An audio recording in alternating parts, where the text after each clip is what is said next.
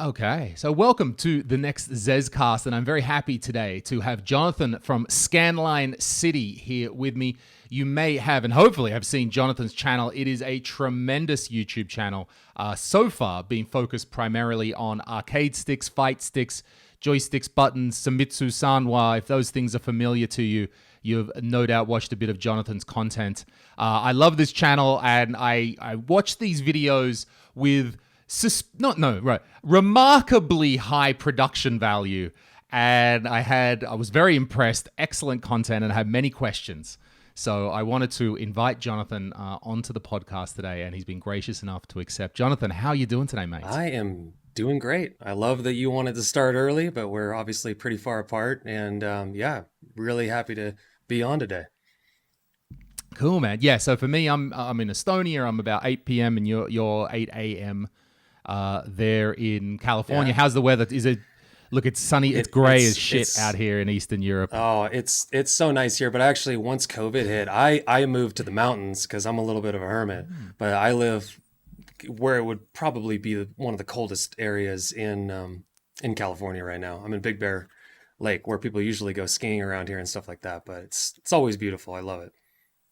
Okay, and you were able to, with COVID, you could move to somewhere a little bit more remote, and it didn't interrupt your workflow or something like that? No, I mean, my workflow, it depends on which job. For the YouTube stuff, it works great. But for my real job in the film industry, it's fine. It would have been really tough years ago when I had to be really in the grind and be there every single day. But now I don't have to be there every day. It's just for shoots and stuff like that. So it's not too bad. Okay, that's interesting, and that's something I want to get into without spoiling the story as we go along. Jonathan also runs a film production company, which will go a long way to answering most people's questions of how the hell does this shit look so fucking good?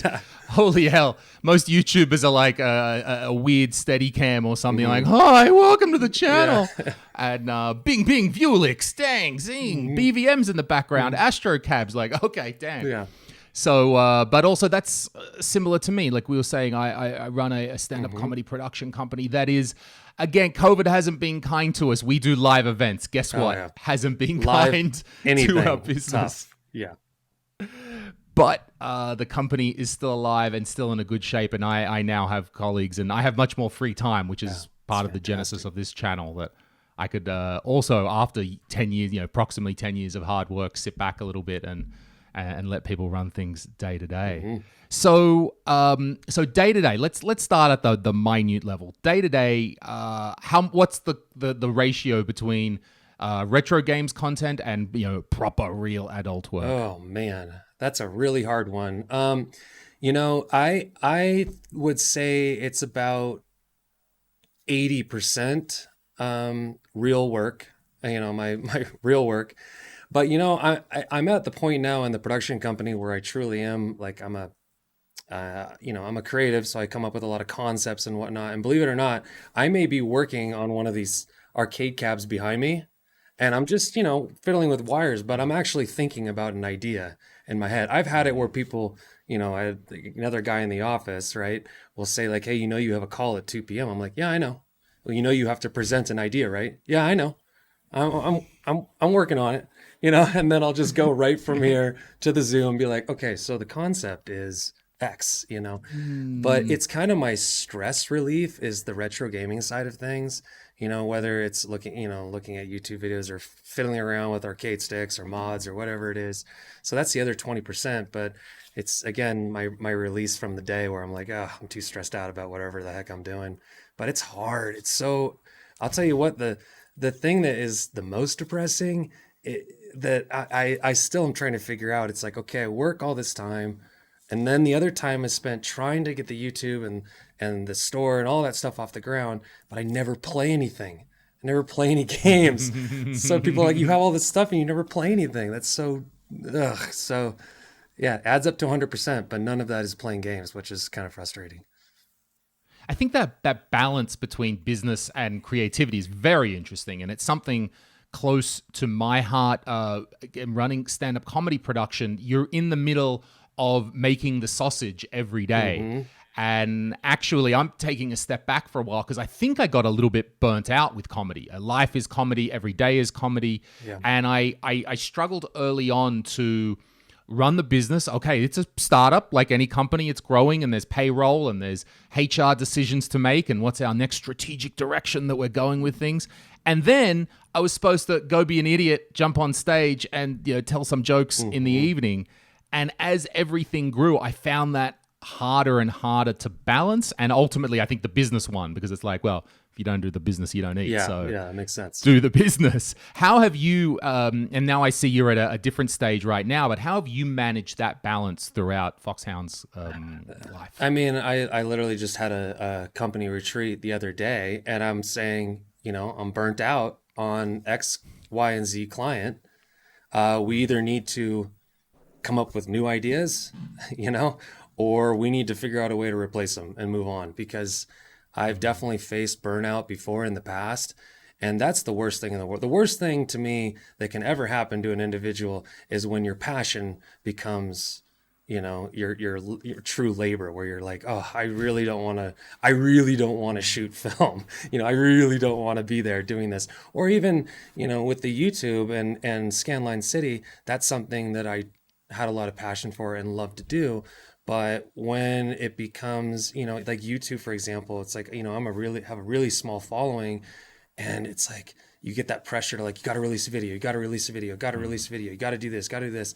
And when you're balancing the full-time job at the same time, and with me, it's a little different because like, I don't have any care to just release constant videos, because my whole thing is I want to release something that feels really high quality, super cinematic, and that will increase for what I want to do. But that's not what YouTube likes, like, or anything like that. It wants quantity, it wants, constant quantity. But how are you supposed to do that without being burnt out, right? And so I face it on both sides. I love filmmaking. I always got to balance that in terms of making sure it's new and interesting. So you can't do the same thing over and over. And with the Scanline stuff, it's hard because I quite frankly will always get burnt out if I just am releasing quantity. That's just not my thing, And has that always been your style, even when you're making Yeah. videos with Foxhound as well, Yeah. that we go slow and steady and do a quality Yeah. job? Oh yeah. Because even in the film industry, I come from more of a narrative filmmaking background. I mean, I started doing short films, really dramatic, heavy short films, won some festivals and whatnot. And then people said, hey, would you ever thought about doing commercials and blah, blah, blah. I'm like, you're going to pay me to do that? Like, sure, I could shoot some cars running around and stuff. So that, it went into that. But I think that, I don't know though. It's been hard to, it's always hard to keep it fresh and interesting, I guess. So I guess that kind of answers sort of the next thing that I go on to, which is as you're doing this new, I mean, not so new venture, Scanline City, it's been around for a few years, but a new phase of your career, and that worry that, oh, am I going to get burnt out by this?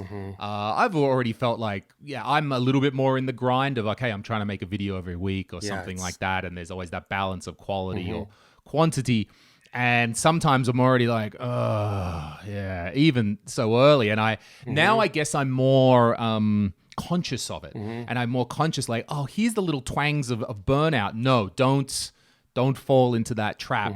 So it sounds like you were already quite understanding of your own process. So you were able to take that into Scanline City. yeah, definitely. And I mean, I think, but that said, that's just where it works for me, my certain style and everything like that. For whatever it is, that's what I enjoy, and therefore that's what I do well. I wish that what I enjoyed was more like constant quality, or I'm sorry, just constant videos coming out, or podcasts, or any of that. But that's just not really what I'm very good at, to be honest. It would be like somebody coming to me, hey, we want you to do a reality TV show and, just pump out episodes every day. I'd be like, man, I'm not good at that. I can't do it, or I mean, I can, I'm just not going to be very good. And I see YouTube channels that I love to watch all the time. They're completely different from what I do, and I love them, and they're really good at it. I think of like Bob from Retro RGB. I love his channel, but it's Yeah. nothing of what I can do. It's like very technical and everything like that. And I love watching that kind of content. But, or Steve, I know you just had him on. Like everybody's different and they do what they do well, but it doesn't mean that I necessarily can do that, Yeah, and I think that like you sort of mentioned, okay, well, it's the creator and YouTube, but really, and absolutely, and I will say your channel horribly underrated. 5,000 subs for such Yeah. amazing content. I guess I have a massive arcade stick collection, so I'm like, why isn't this Yeah. guy? Oh, Yeah. come on, why isn't everyone loved? But it's you versus the algorithm though, and then there's on the other end there's the people. People might love that stuff, but it's what the algorithm is liking or wanting. And I do certainly have a trouble in thinking about creativity these days, that we are catering to the algorithm, and the algorithm I think is some sort of modern god. God is up there. We don't know how the God works. We think it's all seeing and all knowing, and we make offerings to the God, and it's a weird relationship, but ultimately we know someone programmed it. But all our lives are focused around this deity. How do you feel about, I don't know, tangling with the deity of the algorithm? Well, I don't, I'm a YouTube, well, it's kind of a roundabout way to get to the answer of your question, but because I'm in the film industry and I do stuff on a daily basis, a lot of times I love watching movies, but I don't like watching movies because it's like, oh, that's what I want to do. Or it's like, it's like a dentist. The last thing they want to look at when they come home is like somebody's teeth, the problem, assuming. So I think that it's it's important, I guess, when it comes to the algorithm. It's interesting to me that let me start over about that. The algorithm is interesting because I do feel like in watching YouTube constantly, which I do, I don't watch a lot of movies, I watch a lot of YouTube. In the past few years, I feel like I've seen in the retro gaming industry, even with channels, that the content I feel like has gone downhill personally, even in some of my favorite channels. And I think that might be because they feel the pressure to release videos constantly. And I guess I just see videos coming out from some of my favorite people where I'm like, are you just running out of ideas, or are you rushing things? And I don't mean that to be offensive, but I think that's because they have to feel the pressure of releasing, say, 2 videos a week, and I'm like, how do you do that? I have no idea how you could possibly do that. I mean, maybe if this was my full-time thing, but even then, it's not like, and I would get really bored of this, but if you were into modern games, I guess you could review or something, the latest game that just came out that week. But again, that just kind of seems boring to me. Either way, I guess that's my problem with the algorithm. I watch some of my favorite YouTube channels, and more often than not lately, I go like, this is not as interesting as it usually is. And I wonder if that's because of the algorithm. It seems to make a bit of intuitive sense, at least, that's what it should be.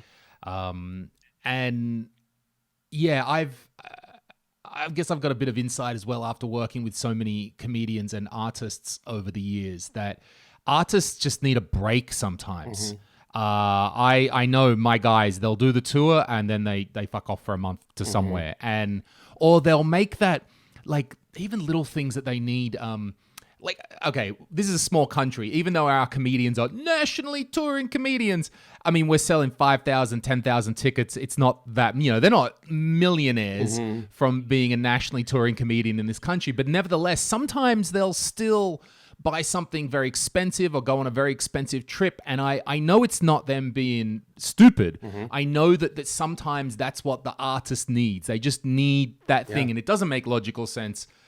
And I think that there's no room for that in the algorithm. You've got to, I mean, talk about Bob. He takes like half a day off and he's like, I'm so sorry I wasn't here and for the day. Oh, please don't abandon me. I know. That, I was interested in as well what you were talking about, your creative process, and that you kind of your style is that you can just sort of think it and it forms. If I understood from what you were saying, ideas tend to form in your head somewhat easily, not easily, Yeah. but that's where you form them. Yeah. I've seen that as well with comedians. Some guys, they got to write everything out word for word, their act, switching words and sentences around. But then again, one of the most popular comedians we have, he has one idea, goes to the backyard, chops some wood, comes back 20 minutes later, and he's got a 20-minute bit, and it's all what he'll write one word. Yep. And that's Yep. how he knows. Yep. So I understand that some people just function like that, and it sounds like it kind of throws your colleagues off sometimes. Oh, it totally does. Come on, Jonathan. It does. Yeah, we want a detailed PowerPoint and script and visual references, and I'm like, I don't need any of that. I just well, because for me, usually I have to like listen to music or something like that. Once a song makes me get a certain feeling or whatever, then I know the scene. And I mean, obviously that could apply to Scanline, but to more of an extent on my regular job. But a lot of people are the opposite. They want to write it all out. Yeah, I mean, everybody's different, I suppose. But Is that that last event that I did? I was saying where we were filming a virtual event over 3 days, and when I remember dealing with the production company when they asked, "Okay, we want you to host. We've heard you're a host," and I hadn't worked with them before, and they said, I got in there and they said, "Okay, well, what's your concept?" I went, "What do you mean? what do you mean? What do you mean? What's my concept?" And they're like, "Yeah, but what do you do? How do you get at the information?" I was like, "I speak really well. Yeah. Like I can just get up there and say really good words. I do write my really job. bad grammar. That's Like, what I do." Yeah, and they were like, "What? Just speak? No, surely there's jokes. Surely, I mean, surely there's some other catch." And I was like, "No." And then they actually ended up hiring a script writer because I said, "No, I don't think I can write this out as a script. I understand you need a script, fine, but just speak well." Yeah. So yeah, I And kinda most get it. hosts that I've ever worked with are the good ones are like what you're saying. I mean, like, yeah, they may plan some stuff and think about some stuff, but essentially, they got to just be in the groove. They got, once they're in the zone, they're in the zone. So Like that. So let's go a little bit. I want to sort of find a little bit more about your backstory. And when I know you love telling stories, so I'm like, okay, indeed. great. So what would you say is some of your first? Do you have like either a first memory of retro games, or well, not retro games, but games, or maybe that seminal moment, that console, that thing that you got back in the day that really kicked something off in your brain? Well, there's a couple things I would say. I would say the biggest, the most impactful game, which actually correlates directly to the company that I currently own, is Metal Gear Solid. Because I remember playing that game and it was the first time, and I had a regular Nintendo and I loved, the NES, loved the Sega Genesis, grew up with that. But when I played Metal Gear Solid on the PlayStation, I was just so like in the game and I was so attached to Solid Snake, thinking like, and I had never experienced that before. And actually that is what started transitioning me to wanting to tell stories and then eventually into movies, which if you are familiar with Metal Gear Solid, there is Foxhound is the name of the squad that he, goes against basically. And it's an elite small team, right? That all have their special abilities. And so that is why my production company is called Foxhound.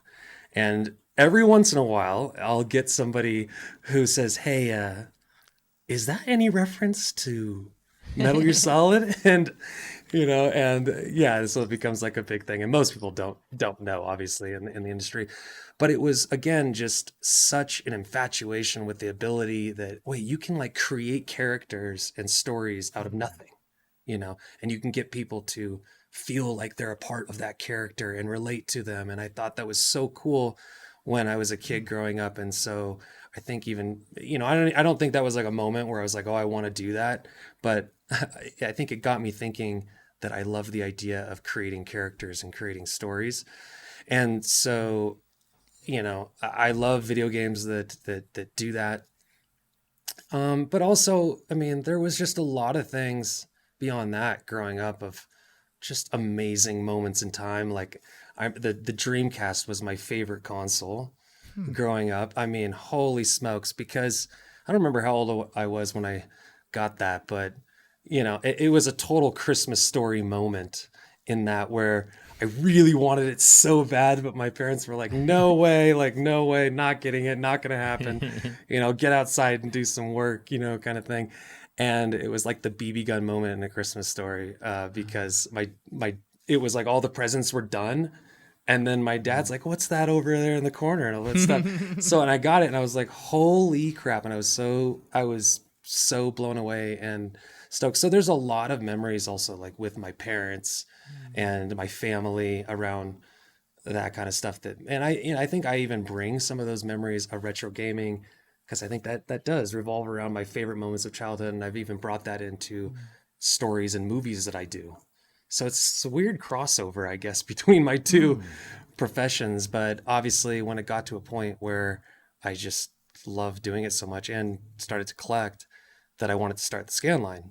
I was like, well, I know how to make videos, so I may as well, make some cool videos out of that. I wish I just didn't have to sleep. If I didn't have to sleep, everything would be better. It would be good. I just want to charge. I saw you've got that House of the Dead cabinet, and you said that you had a lot of memories with your father. You associated with that. How is that associated to the father? My dad doesn't even.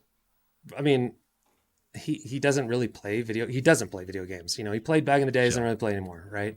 But my dad and I have that kind of relationship where I love my dad. He loves me, but like a hug is even sometimes awkward. I feel like we only started to hug, but at the same time, it's weird because I'm so close with my dad. I've always been close to my dad, close to my mom as well. And for him to share in the passion that I loved growing up was like the coolest thing ever. But I couldn't get him to play anything, right? But for some reason, whenever we'd go to an arcade, he loved House of the Dead. He would like go right there and be like, oh, let's play House of the Dead. I feel like it's like, how do you even know House of the Dead? And so we would a shooting game thing? Yeah, it's like a light gun, zombie. No, I know that the game, but was it for him because it was a shooting game with a gun? Yes. It was maybe something more visceral and real. I don't know. Could understand. Maybe. I don't know. I mean, I have no idea, honestly. I just know that he loved to play that game. And so playing it with him in the arcade, and he would feed quarters into it, and he would be the guy who would be like, no, you get like 25 cents and that's it, but he would feed quarters of that game until it was practically done. So, and there was also another one of those moments that I was just like, oh, this is so cool. I remember when I was like one of the 12 people in the world that has Sega Saturn. And, and I remember the House of the Dead came out on the Sega Saturn, like way late in its life. And even when it came out way late in its life, that was super rare to find. And I lived in Washington State at the time. And I remember when it came out, I was like, oh, I really want House of the Dead on the Saturn. I was like, Dad, like, it's not possible. You can't find it. Nobody can find it anywhere. And my dad had called around in that day and drove like 3 hours to go get that game and gave it to me for my birthday at the time. And again, like, my dad doesn't give a crap about that kind of stuff. So, and I still have that exact copy for that reason. And it's just, again, it's just, not to be morbid or anything, but when my dad's not around anymore, like having that cab and that game that he got me, it just reminds me to be like, God, he's a great dad, like he's a great dad, because my dad, don't get me wrong. I mean, my dad always made me work for stuff, he was like, you get out there and you paint the fences and clean out the horse barn and blah, blah, blah, to earn what you want. So, yeah. That's nice. I like that. My father also wasn't a gamer. When I was growing up, my memory is probably I had an Amiga 500. Oh, yeah. So because of the growing up in Australia with the whatever Anglo Commonwealth thing that we got a lot of the microcomputers as well. So the neighbors had the Commodore 64. Not so much Amstrad. That was a little bit old. So I had the Amiga 500. And my father would always want to play solitaire. It's the only thing, not solitaire, no, Shanghai. That's right, the tile. Yeah, the tile game. The tile game. Yeah. And that's all he ever wanted to play. And he would take the computer and I'd never got, I would be like, come on, I want to play. Yeah. And Yep. so, it's funny you said that memory because I haven't thought about my father playing Shanghai in years. Yeah. And now I think I want to go load that up on the Mister and experience that exact Yep. version of it Yep. one more time. Yep. Where did you mentioned Washington State. Where did you grow up? I grew up in Issaquah, Washington, which is like a suburb outside of Seattle. And, I grew up with a lot of, we had horses and stuff like that. And it wasn't like a ranch or anything. But my mom, half my family is a bunch of cowboys. So we grew up with land, but I was always out there be like, Jonathan, you have to get up, you have to paint these fences, you have to clean out the horse stalls, you have to blah, blah, blah, blah, blah. So I grew up having to work quite a bit, On the field, good solid upbringing. Really happy though that I did that. It would always be like friends would be like, hey, you want to come over? I'm like, no, I have to, whatever. I have to pull up whatever I have to do. But yeah, I grew up out there, played a lot of sports, baseball, football. I did martial arts for like 14 years, and which style of martial art? Karate. Yeah. Okay. Shudokan karate.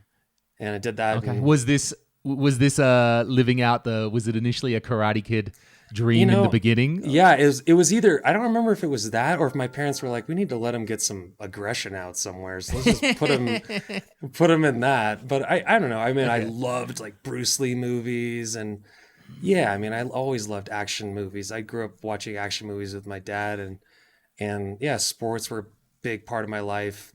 But, I'd also get, I'd be upstairs playing games and they would be like yelling at me, being like, Jonathan, you can't play games all day long. Get outside, And I'm like, so it was always video games and sports and martial arts. In fact, the funny thing was the best, most hilarious first job I ever had was first job. I got my second degree black belt and whatnot. And then I said to my sensei, I was like, hey, I'd love to teach classes. Like, that would be awesome. I'd love to do that as like a first job. He says, oh, okay, cool. Well, I'll tell you what, like, why don't you help out in the self-defense class, the women's self-defense class for, this summer or something. And then we'll see what we can do after that. So I come to the women's self-defense class and they basically deck me out in like all this padding from head to toe.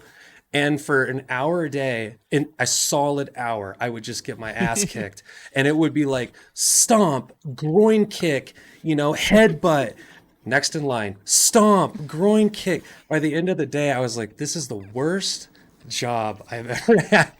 And you can't fight back. You've got to just, like, that's your job, is to be a moving dummy. Just a moving dummy and get my ass kicked for an hour long a day. So, that was my first job. That's the decent first job. So that was still so did you spend the whole time in the Washington area growing up? Yeah, basically all in the Washington area. And then I actually I was studying to be a lawyer and my dad was super happy because he wanted to be a lawyer, but he, then he didn't have enough money to go, whatever. And so he was super happy that his son's going to be a lawyer. And then I was doing film stuff on the side and I started doing well in that, like doing festivals and stuff, while I was still studying to be a lawyer. And then I was like, you know what? I don't know if I really want to be a lawyer. It just doesn't sound very, maybe I'll do this film thing. And at the last minute in senior year, I was like, you know what? I think I'm going to go to grad school for film. My dad was like, oh my God. Oh, you're going to have to talk to your mom, So did you finish the law degree or not? No, I backed out at the last. I was going to do the bar exam and all that stuff. And so you'd already gone quite a way. I was going quite a way, but I was doing film at the same time. It was like my minor, But I decided, I was like, this is what I'm going to do. But he was super supportive of it. But I'm sure they were like, oh boy, great. We had him on the right track. Now, we had the horses in the beginning. I got him to fix all those fences when he was a kid. I had him as a work got ethic. him into law school and Yep. So, and then I changed direction, but went to grad school to do that. Spent a lot of money to do that. Ugh. Don't know if I recommend that. The film. Okay, so is it like, again, for the foreign listeners, is it like that in America? We hear everyone's got to pay a lot of money. Oh, a lot of money to go to university. $155,000 of debt that I had. Yeah. Holy shit. Yeah. exactly. And so that's for just for film school or plus No, just for film law school as well. No, just for film school. Yeah. And they only accept Does like this 11 directors. So it's really, Does this factor into your decision? Like, I'm gonna switch. I haven't even finished law. You oh, must yeah. really fucking love film Oh, by this stage. and I mean, I was like, oh, loans? You don't have to pay those, right? You don't have to pay those. Yeah.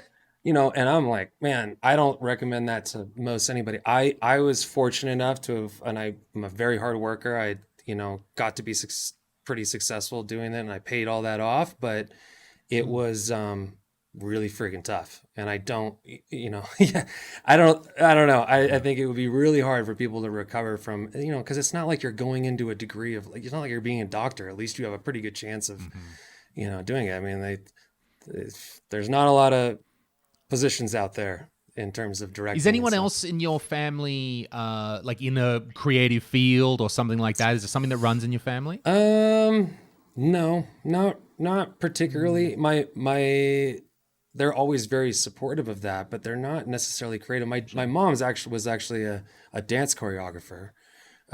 So she is pretty creative, I would say, in that way.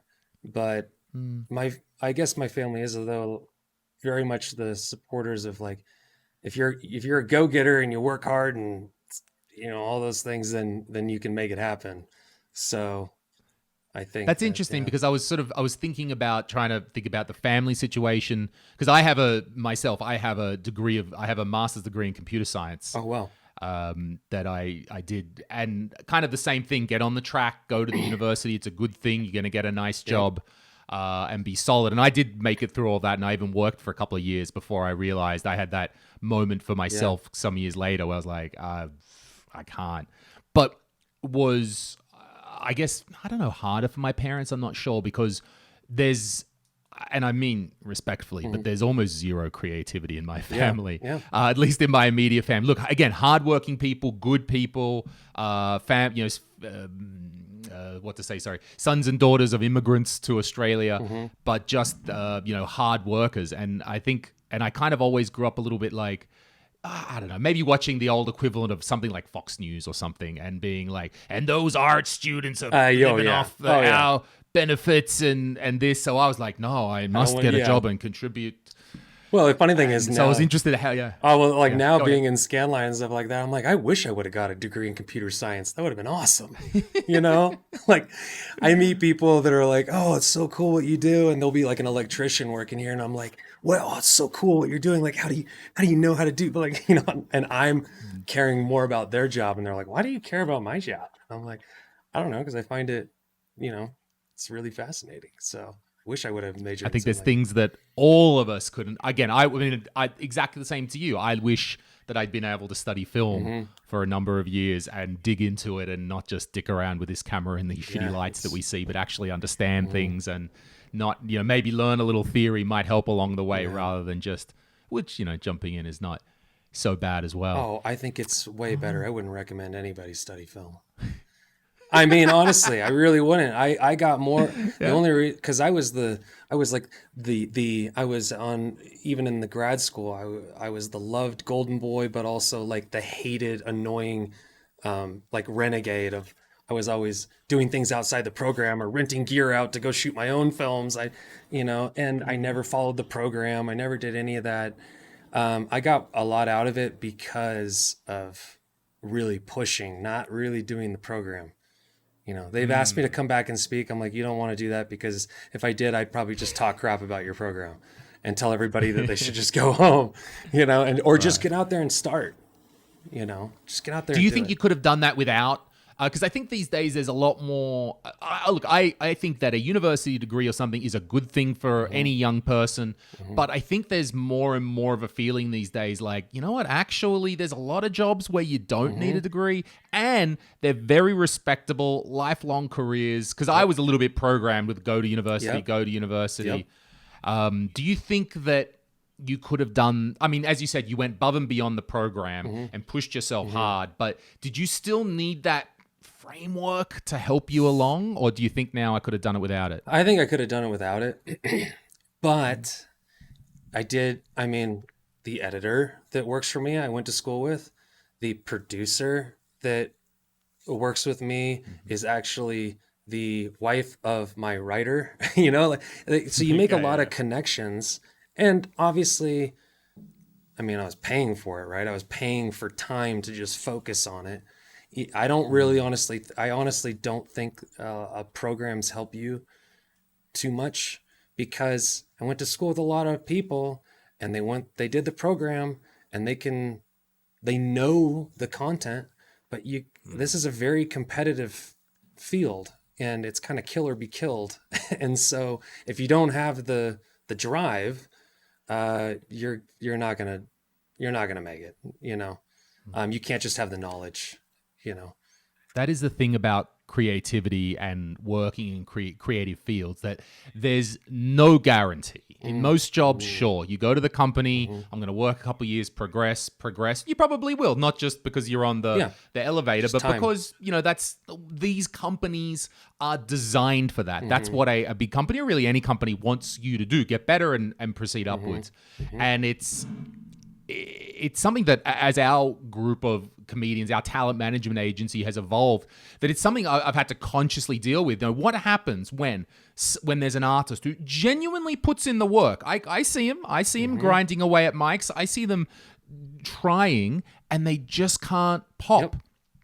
I see very talented, super talented guys, and they can't Yep. pop. And it's part of working in talent management now is Hmm. actually dealing with that. I mean, still helping them and guiding them, but also a little bit of I don't know, a little bit of psychology in there of Yeah. how do we keep on going, how do we persevere.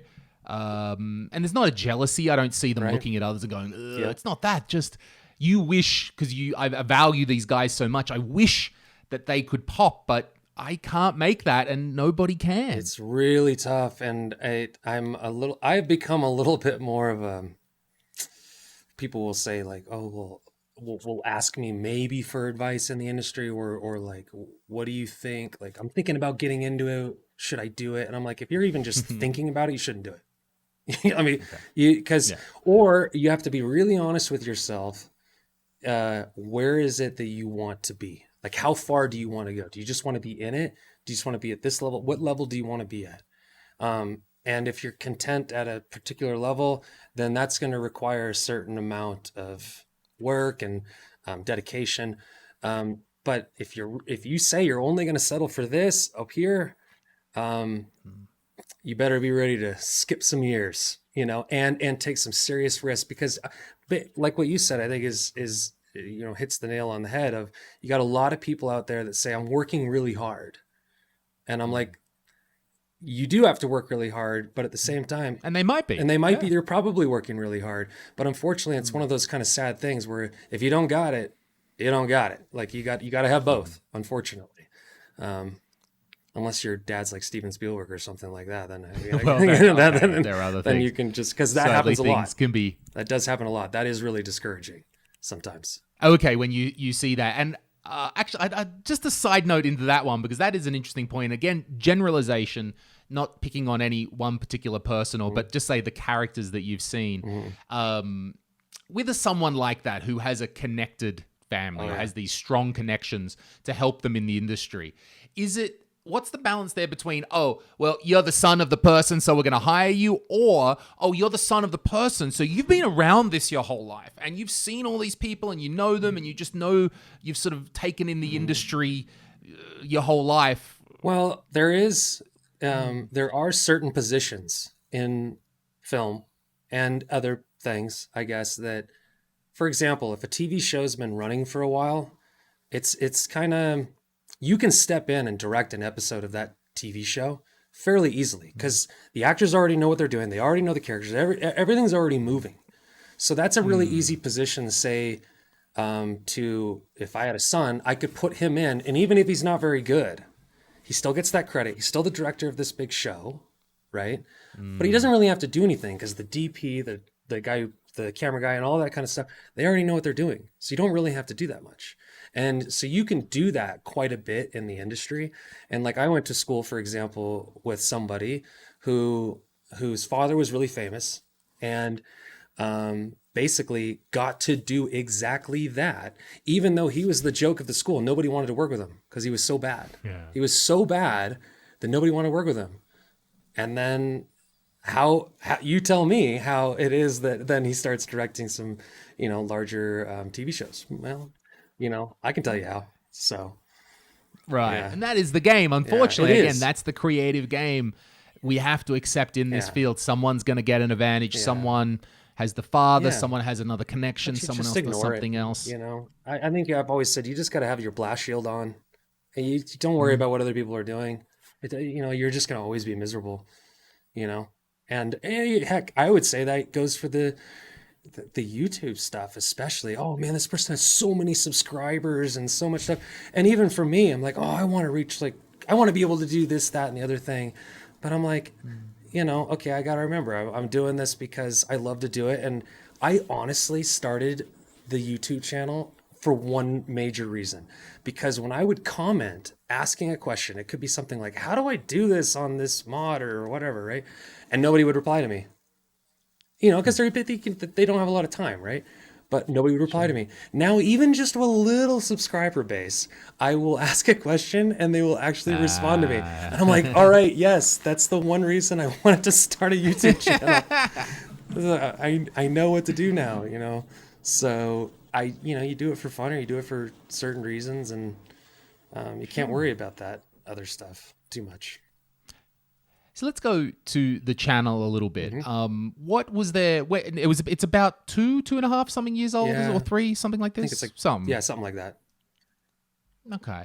So was there? So you've got this production company. You're making films. You're working heavily in the industry, and at some stage you think like, oh, well, this moment where I'm like, I need to make the channel. I want to make the channel, but as you know, that takes a lot of time, and even at your pace to make quality, even if it's slow, you're putting in work consistently, even if you're not turning out. My point is, was there something that happened in your life that changed things, so you're like, oh, now I have a little bit of extra time to start this new sort of project? Oh, I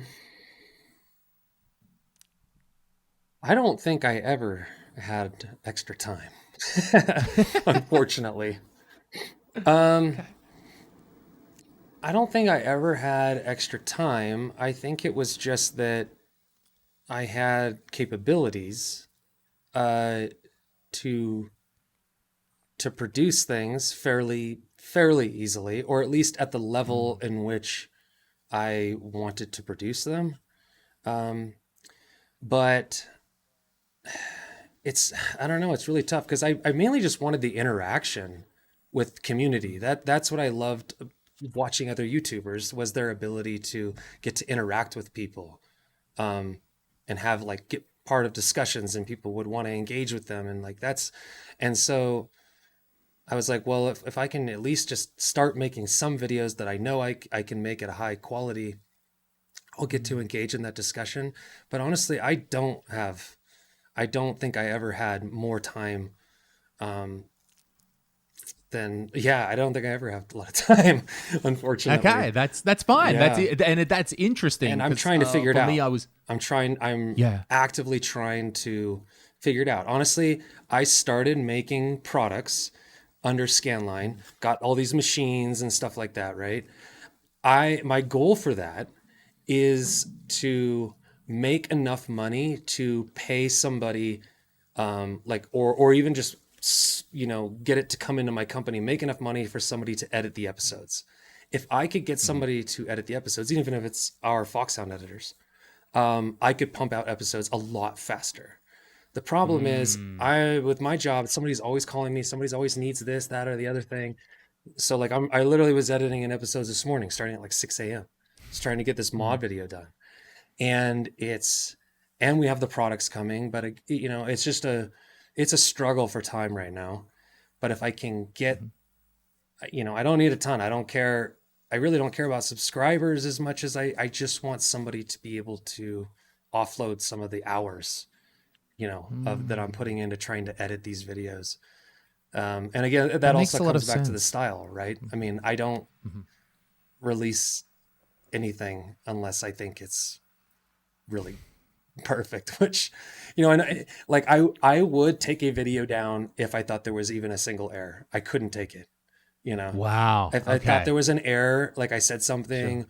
or whatever, I would take it down. That's unfortunately part of my biggest positive, but also my biggest negative, you know, Sure. of having a little bit too much OCD.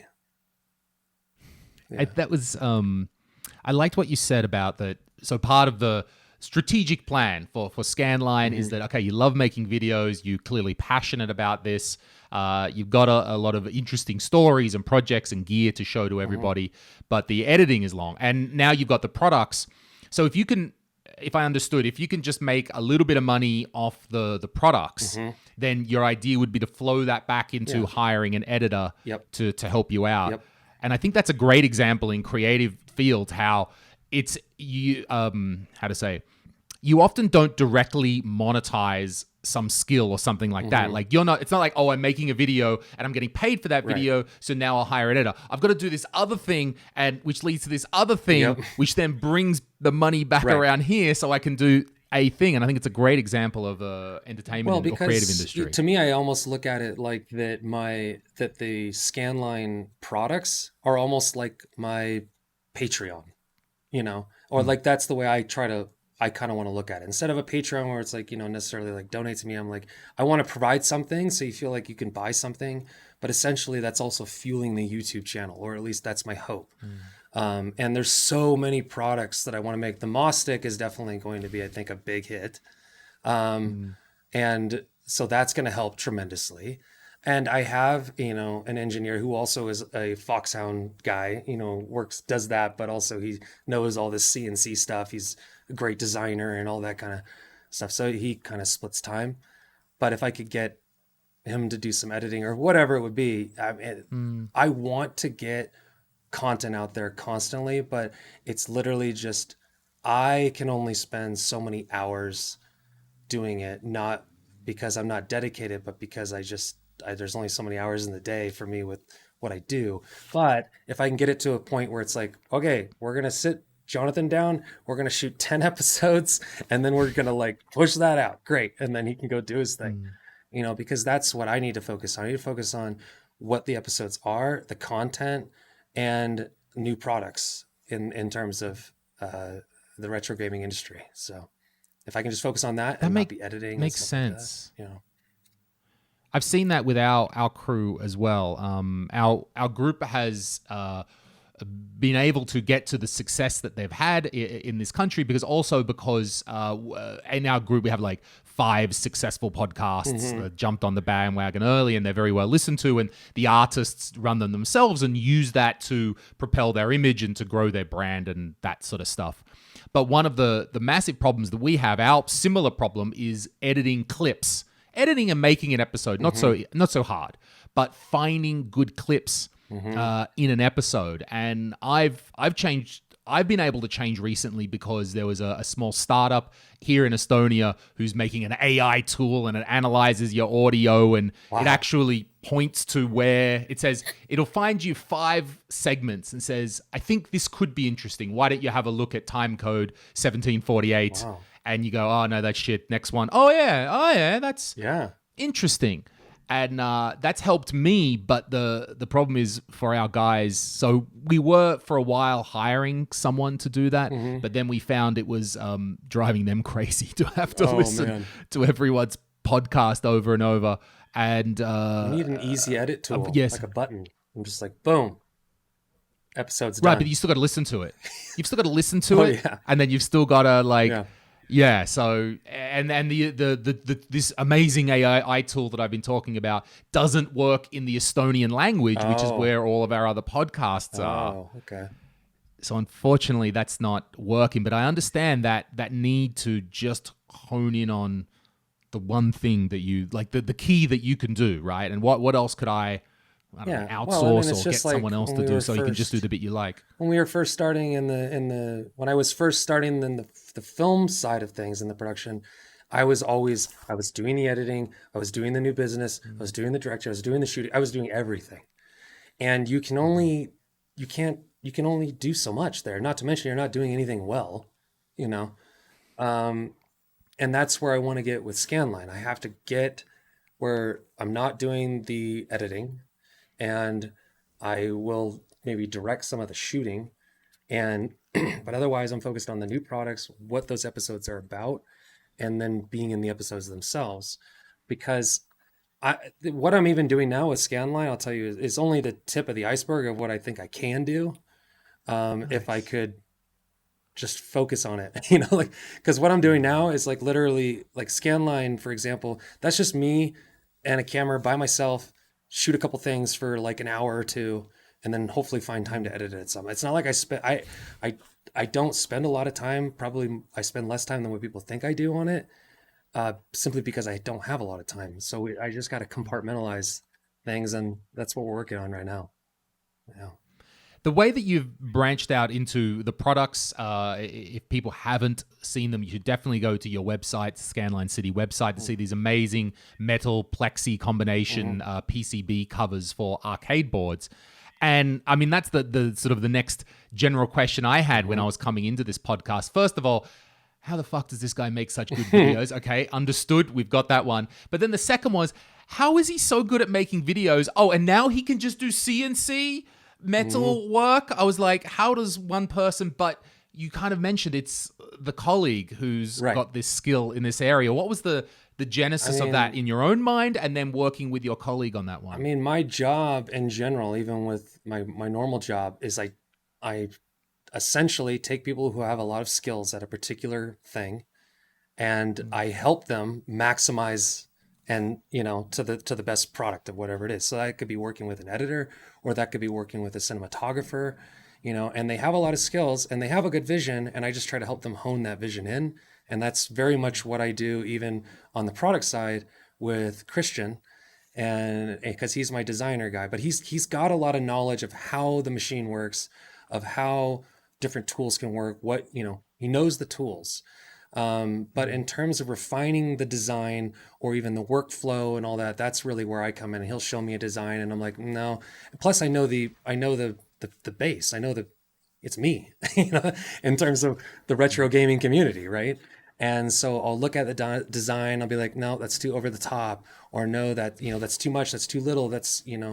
Um, and essentially, I kind of base everything off of what I think is perfect. And you can, and you can always make a particular product be, really well done in a particular um, category, and which brings it down on another, right? It's always a balance. But yeah, I'm kind of the guiding person, I guess, with Christian, who designs those products. But again, we go through a ton of drafts. I mean, on those PCB boards, we went through a lot of steel before I felt like it was like, yeah, okay, that's right. And we still are refining it. And I plan to do an arcade board cover for nearly everything you can think of. Everybody who's messaged me saying, "Are you going to do it for this?" We're going to do it for that. There's not one person that has messaged me that I don't plan on doing the PCB board they're asking for. And we're talking even, rare stuff. Like I just got an R-Type Leo board, and I'm going to do an R-Type Leo board. And it might just be me that has that cover. It might be me and like two other Do you people. need the board? So do you for if you need like okay, here's some board, John, when are you going to do this for us? Hmm. Do you actually need someone to send you the board so you can take the scans and or something Well, of it, measurements? that's something I'm working on right now. So, like for example, I don't have a Primal Rage board, but I think it would be really cool to do a Primal Rage, Sure. because it's so big. So it would just be awesome, right? But I don't have one, and I have somebody who is a customer that bought some other stuff. Blanking on his name now, but uh, that has a Primal Rage board, and he sent me measurements, and so we're gonna try that. It's just I'm a little. It's tough without really having the board, because a lot of times we'll even try it and be like, let's adjust these measurements, Mm. and I don't want to send somebody a board and then they get it and it's not exactly right, because that was one of the reasons I wanted to do PCB board covers to begin with, because I would do that with other companies and I would get it and I would be like, yeah, this doesn't really fit, you know? Um, that's something we're working on. I'm like trying to think maybe I could supply people with stuff. Either that, or maybe I need to just hook up with people who have a ton of boards, collectors, and say, hey, I'm going to come to your place and all I'm going to do all day long is just measure boards, because we have a digitizer, which allows you to put a board on there and then you can mark all the points and it gives you a readout of exactly where everything is, which is really cool. And then we'll double check it with calipers and all that stuff. So, but again, that's just, we always make, but right now we use the boards that I own because I have quite a few boards. I probably have like 50 plus boards of pretty popular boards. And we always make it for the board that I have, tweak it on the actual board. And then when it's good to go, then it's going to get sold. So there's nothing that we will ever sell that I have not tried. And like it sounds like your style. Everything I've learned about you in the last 50 minutes or so. There's perfectionism, there's attention to detail, and there's this stuff takes time. Christian gets Are you really doing each pissed. of them? Are you doing Sorry, pardon? Christian, who is the designer, gets really pissed where he comes in there. Here, what do you think about this one? I'm so tired and I'm like, it's off. And he's like, so yeah. Are you making each of them individually right now? Like, or when someone orders, do you make to order, or are you making a batch? Oh, so it's one with some orders, then you make one. You can make them on demand. We make them on demand, yeah. So we'll release, and most of the time it's like we release, say, those new Konami boards, and we get a bunch of orders in, and then it pretty much slows down, like completely. You may get an order once in a while after that, but we kind of just prepare that once we release it, we're going to have to make a decent amount. But I hope to get to the point of where we're going to have stock available for some of the popular ones. And the only reason why we don't right now is because we're trying to get that moss stick done, or at least we're trying to get the final versions of that. Then we're going to do pre-orders for that. So things are going to get, including the videos, in a good place. It's just that we're in a little bit still of that startup mode right now, of where you got to get to a little bit of a plateau before you can even out. Yeah. Who's handling to make a product? Okay, so you need to have an expert that you're working with who's the designer, who could make it, who understands the manufacturing process. Once we've got a unit in front of us, that's one thing. But then there's shipping, handling orders, dispatching the people. Is that you? Yep. Dang. I will literally go to a shoot, come back, and it's at night. Christian will finish some orders, and then I will be like, all right, you can go home because you're tired. And even though I just spent like 12 hours on a shoot, I'll be out in the hallway packaging up your orders. That's me. And sending them to you. But I will also That's an amazing work ethic. I will check them. If they're not good, I bet. I don't send them. So I believe that. Now we got to get me out of that eventually, but sure. So there's always a balance there. Perfectionism, very good, but practicality, we need to. And have you worked with people over the years, like, who can balance you in that way? Yes. And after I'll be like, Jonathan, look, absolutely. Yeah. Okay. Everybody I work with. Your lab. That's practically everybody's job.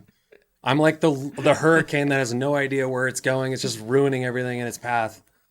Or like they like to describe, it's like, like in curling, you have the people with the brooms that are like trying to slow down or speed up the thing. That's me. I'm like that thing. And they're just trying to like get it into the circle, because this thing has no idea what it's doing.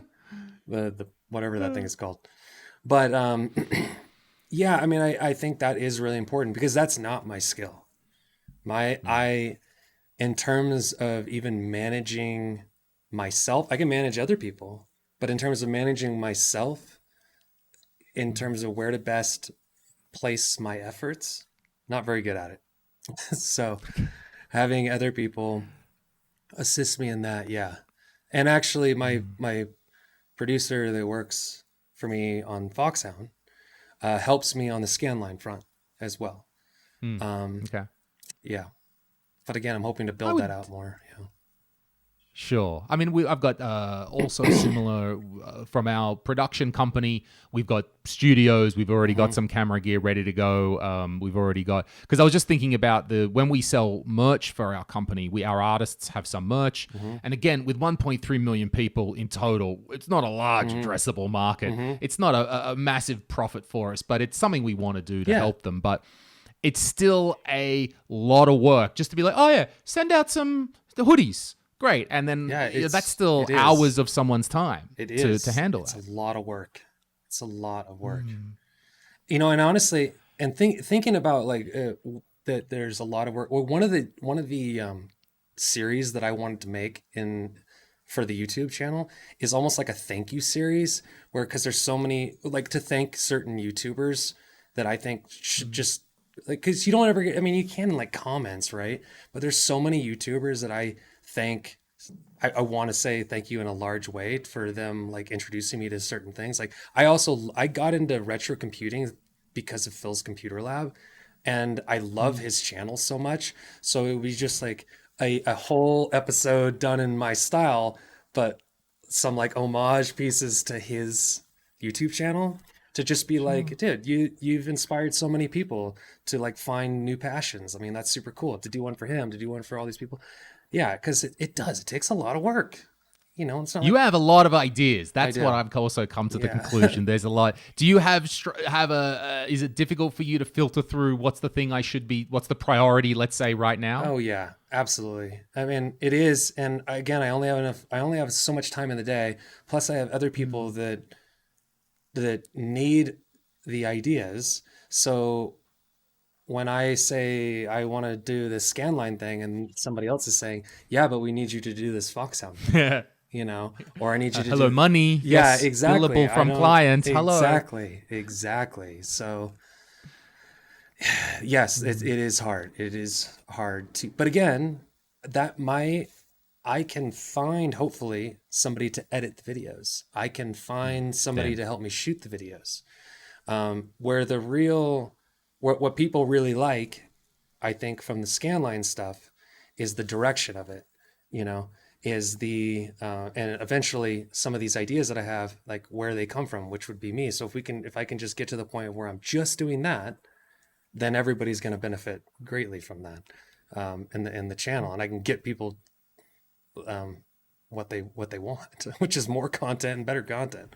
So, and more products. I mean, I can see what you're doing. You're taking the same game plan that you did, kind of in a small way, that you made Foxhound. Yep. I'm going to do it myself. No, now I get some people. Yep. It's the same exact concept. mentality. I mean, that's how same mentality. Yep.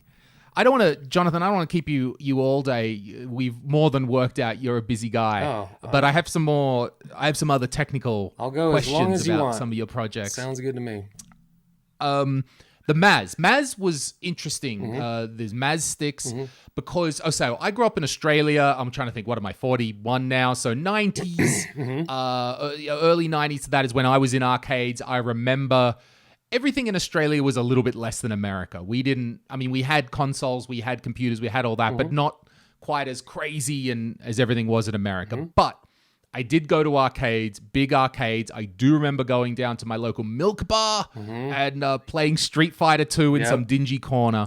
And when I saw the video about the Maz, I was interested because that looked familiar to me. That style of button, that style of joystick, even that pattern. And I understand Maz were made by that gentleman Tao, and his wife then back in the day. But you said that the Maz were modeled off American-style components. Correct, yeah. What's and I guess what that means is in Australia, I was seeing machines that had some of these American style of components. And I was wondering if you have, I don't know, like a history or tell us about what are American style components? Where did they come from and what's kind of their place? Yeah, well, I mean, with it, the cabs were different here I don't know a lot of the history of exactly why they were different. I mean, I know that some of it was, they were meant to be standing up so that people couldn't be there for, ever. That's why they made them, these tall, big beasts. Stand-up cabs. Yeah, stand-up cabs made of wood, MDF, those buttons that are really hard to press, the HAP-style buttons and the joysticks. Everything was just much more like bigger and aggressive, maybe that fits American culture. I don't know, but it makes sense as to why they were. But that is what everybody would play on. So all these pros, at the time coming up, everybody would play in the cab because that was the only place you could go, right? There was no home console perfect version or anything like that. So all these professional players were playing on that style of buttons and that style of sticks, and they were familiar with that look. So that's why when things started to go to consoles, and Street Fighter 2 was kind of one of them, and things got closer to arcade perfect, and even in tournaments, people would start to use consoles or even need to practice on consoles. That's where the Moss and Tao started to build those sticks. Marvel vs. Capcom, I think, was a big one of them, and the Street Fighter games. But that's where he set out, and I've had numerous conversations with him, but where he talked about going to an arcade cab, going to an American cab, taking all the measurements, trying to get all the exact same materials, the same buttons, and set out to say, I'm going to build a stick that literally feels like it's like you're taking the panel off of it and you can put it in your lap or on a table. And that was his goal. And he did it exactly to spec, and then he started making them for, at the time, the first ones were like the Super Nintendo, because Street Fighter 2 coming out on the Super Nintendo, that was a big deal. So the Super Nintendo, the Genesis, he made them for super guns. He even made a super gun. He then made them for like the Neo Geo even, and then it went on and on, right? But he was like the first person to do dual mods. But again, it was all in that American style stick. But then the issue was it, when the Japanese sticks started to come in and the Japanese players were so strong, it started to push that American style away, especially when players started to transfer over and start using the Japanese style sticks. So, and actually, how this originally started, let me think about this to make sure I should or should not say this. Okay. But no, yeah, because I still want to do it. Okay, a very unfortunate thing is how I actually came into this whole thing to begin with in terms of the Scanline stuff, is that I approached Vin, who is the owner of Arcade Shock, who knows Tao really, really well. Okay. This was back when Tao was still alive. And he knew me, and I was going to plan to do a film about Tao. I was going to do a like full-on film, because after learning about the story and my passion for arcade sticks, I was going to do like a full kind of documentary, very cinematic film. And unfortunately, right when we were going to start doing that, Tao passed away. And so that was also a little bit of the motivation where I said, all right, I'm going to take Moss to the next level, because there was a little bit of hesitation with him of wanting to bring Moss back to its full glory. I think because there's a lot of people out there that would say, oh, they're not as good as Japanese style sticks and whatnot. And I think sometimes he would take that criticism really, really harshly. And I'm the first person that's like, screw those people. You do do what you want to do. I was like, let's bring it back. And so with him passing away, it kind of gave me extra motivation to be like, no, I'm gonna help bring this brand back. And I still want to make the Moss film. I definitely will at some point do a really cool cinematic promotion, unlike any product that has ever seen. I have a really cool idea for that. But Yeah.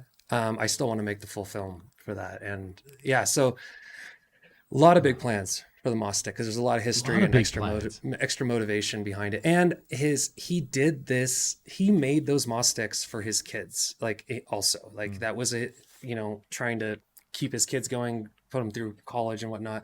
So I have an extra motivation to keep that going, because a lot of the sales of the Moss sticks will be going to them as well. Lovely. And yeah, I want to keep that going, because That connection is tremendous, and mhm, I can only imagine how such a emotional connection, let's say, emotional connection to the topic, mhm. is going to fuel your filmmaking machine. Oh yeah. I could almost see Oh, it it's gonna be winding up awesome. like it is in there Oh in yeah. that head of yours. Oh, it It definitely just is. needs the moment to be unleashed. Hmm. Is that those again this kind of this American style? Hmm. Is that was that one company making them back then, or I even mean, today? What's can you Hap get is them now? you can't the IL Euro sticks is what people would typically order now. Hap the Hap sticks are what used to that was like the big thing. Hap was the big thing, and then Hap was then it became Suzo Hap, and a lot of people would say it kind of went downhill. Okay. But back in the day, they were excellent, and some of the most sought after sticks even today were made by the Wiko sticks. And I mean, those go for big money now. That was like the optical joystick back in the day, and they were Okay. used in Marvel cabs and whatnot. I also have an interest in trying to, and I'm maybe to bring those back, like somehow work with some people. And people have tried that. It's not perfect, um, but yeah. So the ones back in the day are still sought after and still excellent. Mm. Otherwise, though, you kind of have to go with IL Eurosticks. I think those are great, though. Um, Okay. I don't know that brand. I have to admit, I don't know about the American manufacturers very yeah, much. I will say, and I'll say it on this because I want Ven to. I think he is gonna at Arcade Shot gonna bring them, get some of those products in at some point because I do Okay, think that's people cool. want them. Otherwise, there's other places you can order them from. Mm. But we will be stocking them. Um, Cool. so we will be So there's a stocking with them. supplier. There's a supplier you can just There get is the there is a supplies from supplier. fairly. There is a supplier, Okay. and I hope to work with them and to improve the product and maybe having the Moss stick out there, and which is I think most people who want a Moss stick are going to use American style parts. But we are going to have two different models, which I'm super excited about. Um, yeah, we're gonna have two different models that are gonna Do we have allow you. the? Do you mean well, by models? Do you mean the size on it? You said there was original and then there was the mini. Is that what you mean by Well, models, or how the models the differ? original, yeah, the Moss sticks that Tao made, he always had the original, which were the large ones, and then the minis. But for Scanline, we are going to have what is called the Moss Neo and then the Moss Classic. The Moss Classic is basically an exact replica, an exact replica of the Moss sticks. And I mean, talking like digitized and everything, it's exactly the same. Um, I was about to ask you using that yeah, I'm machine, using aren't that you? I machine. know So it. Yeah. nobody, don't anybody tell me that it's not an exact replica, okay? Because it is. The only differences are what Tao wanted to do, but was trying to save money on those. So like instead of using staples, we're using these dowel pins. So it's much more sturdy, and it's cut using our CNC machines. So it's just done with a little higher quality of tools and some higher quality materials and construction. And but it is going to be all American parts, so that's really cool. And you'll get to have like customized like art prints on the Moss stick. Mm-hmm. So you'll get all those options. But again, that's the Moss Classic, all American parts. But I Mm-hmm. Right. also, my last conversation with Tao, which was like a long conversation, it was like, I swear it was like 2 hours long. But and this is after he had not been making them for a while. And he talked about, he's like, he wanted to make a moss stick, like the ultimate moss stick that had all these different and could like do everything. And we were just talking about it, but he says, "Oh, but it'd be too expensive, and nobody would ever buy it." And I always got frustrated because people didn't want to pay money for it. So obviously, Tao passed away, and we couldn't make it together. But I did the best I could to then make the Moss Neo. Okay, so the Moss Neo is what I think, in my best judgment, is what Tao would have wanted to make. based on his original design and just kind of take it to the next level. So what that basically is it's still exactly the same body, but you have a steel top plate and then a plexiglass over that. The steel, and this is going to be updated from what was originally shown, hopefully, because we're still working on it, but the steel will have the ability to mount Japanese joysticks and American joysticks, and you can use spacers to put them at the exact right height that you want. It's going to have customizable layouts, so you could have a new layout like a Sega 2-player layout or Noir or whatever you want. How do you customize? How do you customize a layout? Well, because basically the Moss stick is made out of all wood, right? But then it has it has a cutout that can accommodate, like a big hole cutout that can accommodate all the different layouts, like a straight, a curved, even a Mortal Kombat layout if you want. And then you would just buy a new steel plate. Boom, you put the new steel plate on there, you put the new plexi over there, and you're good to go. The plexi is nice because it protects the steel, but also if you wanted to, I personally like seeing the steel. I think it's really cool, but you could put your own art over it and put the plexi over the top. And again, you can use Japanese joysticks. You can, at the right height, good height, you can customize that. You can use Japanese buttons. You can use American buttons. And so it basically allows you to just mod and do everything on the stick. It's to me, it's like the Which perfect PCB stick. is it coming with? Well, we're going to likely, that's where I'm working with Arcade Shock to figure that out. I mean, I have a feeling that a lot of people are going to want the Brook Retro board to play all of the old school consoles. I think, I personally am definitely going to want to offer, like, they have that combination where it's the Universal Fight board combined with the Brook Retro board, so you can play all your modern consoles and the old consoles. That would be like the ultimate stick.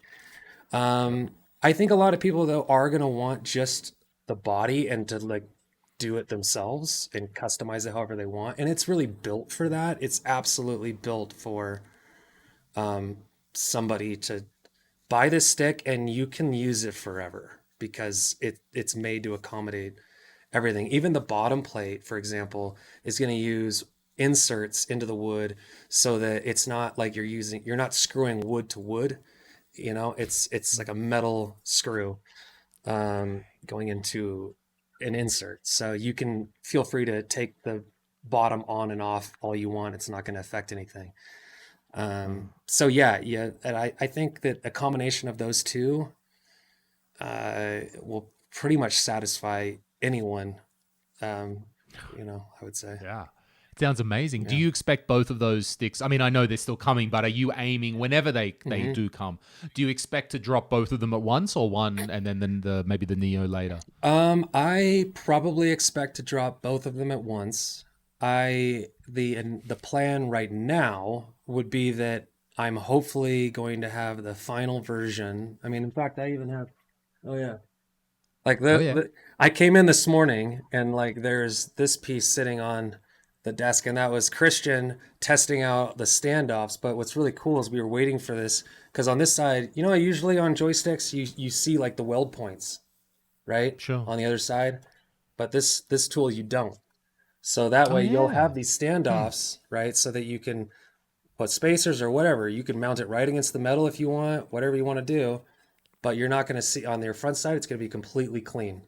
So I'm just waiting for us to have a final version of the Moss Neo, a final version of the Moss Classic, do videos on them, show all the details, right? And then we'll likely do a pre-order list.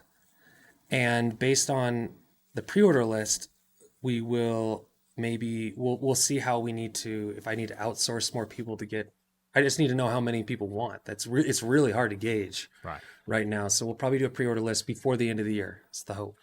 Mm-hmm. Not too bad. Yeah, that's what I'm hoping. And then very exciting. Then release beginning of the year. Yeah. Oh, I love not only how passionate you are about these projects, but how detailed you are and how you're actually making these things happen. That's It's quite amazing. I feel like I could talk about I mean, I already had pages more of arcade stick topics Yeah. to go on about. Before we move on from arcade sticks, Mm-hmm. I do want to just say I really enjoyed your ones about the Hori series. You showed the PlayStation Hori, the Yep. Neo Geo. They're all like fighting that sticks, similar case. The fight Yep. sticks. I have I think I have the Saturn and the PlayStation model. Yep. And I just, for some reason, I was watching one of your videos. Maybe, have you reviewed the Saturn one? Yeah. Of that it was stick? the Hori fighting Yeah. stick series, and I reviewed the Neo 2, so the Neo Geo versions, the Saturn version, the PlayStation version, and then there was it doesn't look quite the same, but it's the Super Nintendo and PC Engine version, yeah. And actually, what I'm working on right now is the mod video for the Neo 2, which basically you can use for the Saturn version and the PlayStation as well, because it's all about getting the right joystick and getting that in there. And I love doing that. I love, because a lot of people are like, oh, that stick's no good, like the fighting stick, it doesn't have a good joystick. I'm like, well, then put a new one in. Put a new one in. I don't know. I mean, I'm a bit. I mean, I got a bunch. So last time I was in Japan, which was 2 years ago with the pandemic, I bought about 3 or 4 of those Saturn sticks. Oh, yeah. And I constructed them like from the junk, and I put them together. And I found there was actually 4. Like, there's 2 PCBs in there, Yep. Yeah. and I found, I think, 2 revisions of both Yes. PCBs. Yeah. That's which made me. annoying. That's why I had to get 4 of them to Yeah. find the correct mix and match Yes. of them. And it's frustrating on some of those old sticks, because I'll be like, here's the wire diagram. And then somebody goes, oh, well, that doesn't work for me. I'm like, because it was different back then, I think, and just they would mix and match, but we'll do our best. I mean, same thing goes when we're trying to measure arcade boards, right? And then somebody's like, oh, I have this weird special edition, whatever, and I'm like, wow, crap. And Where the fuck did that come from? Yeah, exactly. So, yeah. I just want one more thing before we end up today. I don't think I'm doing a new podcast series with Steve from Retro Tech. Oh, cool. Talking about monitors. So I know Steve, he wouldn't forgive me if I didn't ask you about those beautiful monitors that are sitting in the background there. I have a ridiculous amount of monitors. I was going to say, now, was this help? Did you, because you're in the trade, was it helping you to obtain these monitors back in the day? Yes, that definitely helped. I'm also, I'm always over at Save on Pat's at Pat's. Yeah, and I'm always shooting the shit with Pat. Yeah, I know Pat pretty well, and so I'm always over there, and he's always helping me with stuff. And I've brought every single monitor to him. And I'll bring monitors to him that he really doesn't want to work on. And he's always saying like, all right, I'll do it for you, but you better not tell anybody I want to work on this. I just want to go golfing, but that's, I mean, I think it's a combination of knowing Pat. And I know I don't really buy much of them anymore, because if I did, I think my wife might kill me. I have to hide them in the office, or I'm running out of places to hide them. My employees don't want to see them. Like, my wife doesn't want to see them, So anyway, but I have a ton of monitors. I have, and been getting a lot into the, collecting a lot of arcade machines and restoring arcade machines. Done that, a lot of that. I probably have, I have these 3 cabs and a Blast City, an Aero City, and then that Atomus Wave. All of them were not working, and restored all of them and put new monitors in them. Was hunting down monitors and then replaced them. I got like a whole another room that was probably in some of the recent videos where I have like 12, 13 cabs. But again, picking them up for not much, and then finding stray monitors, putting them together. But in terms of BVMs and PVMs, actually, I don't think I have any PVMs. They're all BVMs. But I have a ridiculous amount, and including I have my D32. I have a brand new D32 tube. So I have my D32 that's still working great, but I have a brand new tube sitting in the box that I got from Pat. So at some point I will have to do a video putting a brand new tube in the D32. Ready to go. Yeah, I got A20, D20s, F21 or F21. Why am I think 20 F1U, 20 F1Us. I have like 3 of the 29-inch NECs, and 3 other Mitsubishis. I have the Mitsubishi 37-inch, which recently, there's a horrible story to talk about. The point is, I have a ridiculous amount of monitors, and I take very good care of them. I love them. I'm such a CRT junkie, and nothing to me will ever replace that. But a sad story is, I have that giant 37-inch.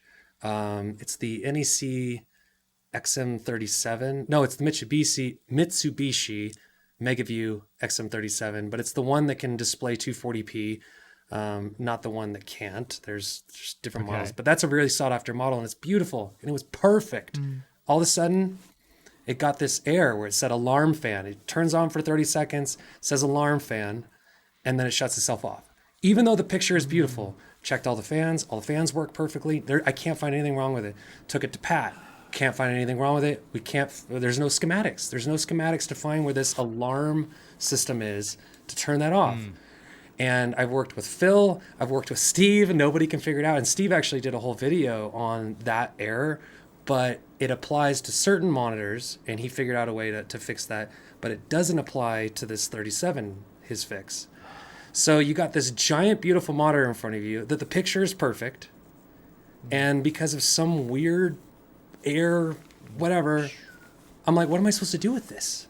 Sell it and say, it works if you can fix it. The picture's perfect. Yeah.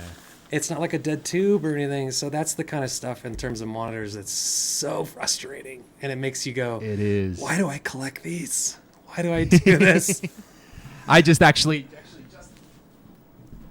today I found this locally. I love those.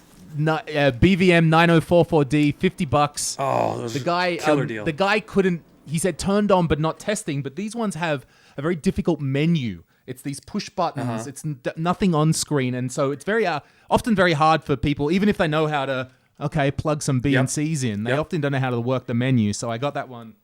I'll be doing a little video on that one later. And actually, I think one of the topics I want to talk to Steve about in one of our next podcasts is what does the regular person do when they have all these TVs left over? I understand if you're Steve, sure, you've got a parts storage area, but I'm not a CRT repair guy, but I got a bunch of old TVs that don't work. What do I feel bad throwing them out, but what do I do? So we're going to try and talk about that and what people can do in a I for one am a really big fan of all these, RGB modding TVs. In fact, the one in the middle here, the Aero City, that's actually just a RGB modded TV. And I'll tell you right now, anybody who comes in here might say that that's the best looking monitor out of those 3. It looks fantastic. So, but I don't really know how to do those well, or at least I can't take just a random TV and figure it out. I know that people like Steve. We did the last episode on that. We did a whole episode talking about that and with Steve. And unfortunately, the answer is not good. Oh, okay. That every television is different. Right. Possibly if you got those mid-90s Sony Trinitrons that all kind of look anywhere between sort of 1995 to 2000, they may have similar components, similar kind of jungle chip that you can tap into, but still each one is separate. Each one would still need some attenuation on each line individually. So look, I think the conclusion we kind of came to is it's not impossible. Certainly someone in the retro gaming community may come out with a module that's more generic, but even then I suspect it will be a subset of monitors, Trinitrons from 95 or something. It's a really hard problem to solve. Well, I mean, it's not like I have a lot of time, but I would love to. I mean, it would be awesome though, right? To have some kind of database or resource to show you, like, here's all the TVs that have been RGB modded, here's all their jungle chips, like etc., so that people can save these TVs. Because I see TVs all the time on there, and I'm like, if I can RGB mod that, I would totally pick that up. But I don't know if I will. And you got to figure that eventually that person's probably going to be like, nobody's going to buy it. Screw it. I'm just going to throw it away, Throw it out. But that said, I do. And as a owner of a lot of monitors, I do think that people take it a little too far of the obsession of BVMs and like, RGB and stuff, because I think some people forget, and even with scalers, because I'm like, dude, if you go buy a TV that has S video and you plug that in, it looks great. Oh. In fact, you probably would be hard pressed to tell the difference between the RGB SCART and S video. People can come after me, but I'm telling you, I mean, it looks fantastic, and you can find a ton of TVs with S video. There's the obsession over RGB is a little much at times, I would say. I think it is, and I suspect, and again, I mean with respect, but I think there's a little bit of streak of autism that runs through our hobby and the kind of personalities. Yeah. OCD, a little bit sound familiar? A little bit. A little bit. So we could all be like, no, the pixel's off, everything's wrong. I know. When you were as a kid, you would just plug in your RF and be like, all right, let's go. This looks great. Oh, good. Jonathan, thank you very much for this episode. I'll just stay on the line. I'll hit stop in a moment and I've let it finish some technical things with you. But thank you very much for coming on the episode today. And people should check out Scanline City website, check out the YouTube channel. Anything else? I mean, that's it, really. That's your thing, or something else that we'd like to direct people towards? Scanline City, just any of the YouTube stuff, or even Instagram, or definitely, hopefully, I can come back on this podcast when I got some more things going on. Anytime, let's talk. This has been, I could keep on talking for ages, but with so many things, the creativity work that you do, with the retro stuff. So, all right, Jonathan, thank you very much. Thank you.